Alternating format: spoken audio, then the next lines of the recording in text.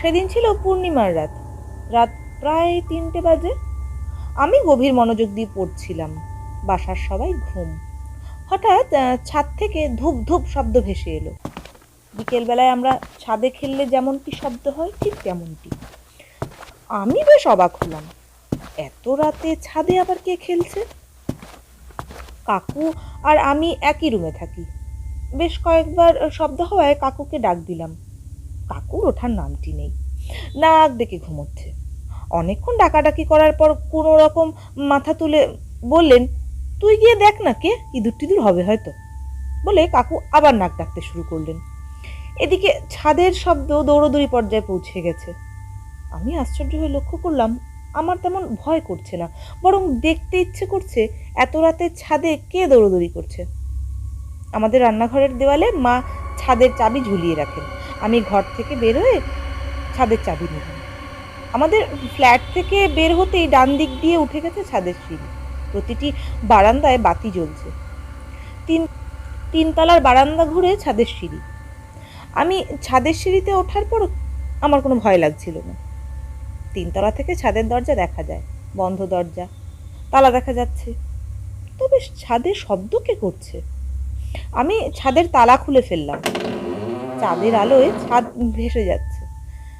ছাদে বের হলেই সামনে রবিন চাচুদের 4তলা বাড়ি। রবিন চাচুদের বাসা থেকে আমাদের পুরো ছাদটা দেখা যায়। ছাদের এ মাথা ও মাথা বেশ ভালো করে দেখলাম, কেউ নেই। আমি বেশ অবাক হলাম, তাহলে শব্দ করলো কি?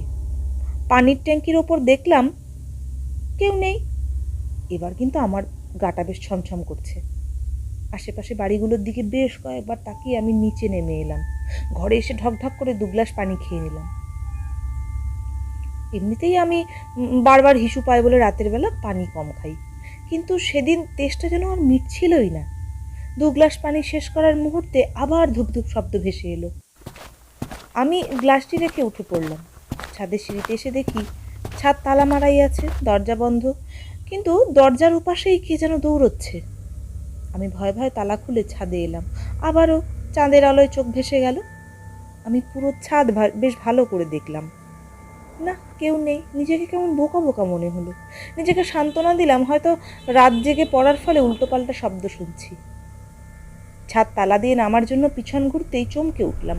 হাতের ডান পাশে সিঁড়ির শেষ মাথায় ছাদের দেয়াল ঘেঁষে কে যেন বসে আছে। ভয় আমার বুকে তখন হাঁপড়ের মতো ওঠানামা করছে। আমি কোনো রকম জিজ্ঞাসা করলাম, কে কে ওখানে? হালকা আলো, স্পষ্ট দেখা যাচ্ছে 2 হাঁটুর মাঝখানে মাথা রেখে কে যেন বসে আছে। ছোট্ট শরীরটা দেখে 8-10 বছরের বাচ্চা বলে মনে হলো। আমি কানে তখন কিচ্ছু শুনছি না, চোখেও ভালো করে দেখছি বলে মনে হলো না। শুধু তাকিয়ে আছি আর জোরে জোরে চিৎকার করে জিজ্ঞেস করছি, কে কে ওখানে? বেশ কয়েকবার চিৎকার করতে হাঁটু থেকে মাথা তুলে আমার দিকে তাকালো। ভয়ে আমি চমকে উঠলাম।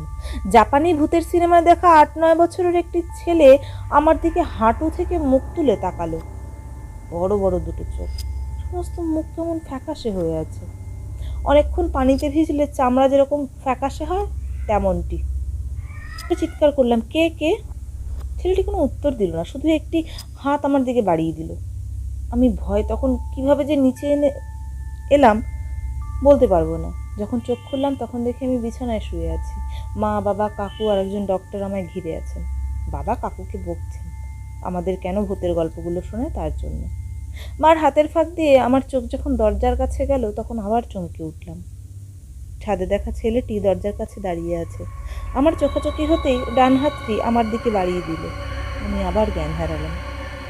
সেবার আমাকে অনেকদিন হাসপাতালে থাকতে হয়েছিল, কিন্তু আশ্চর্যের বিষয় সে রাতের পর ওই ছেলেটিকে আর কোনোদিনও আমাদের ছাদে দেখা যায়নি।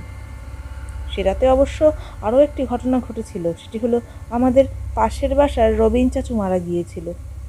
ভালো মানুষ, হঠাৎ নাকি কি দেখে খুব ভয় পেয়েছিলেন।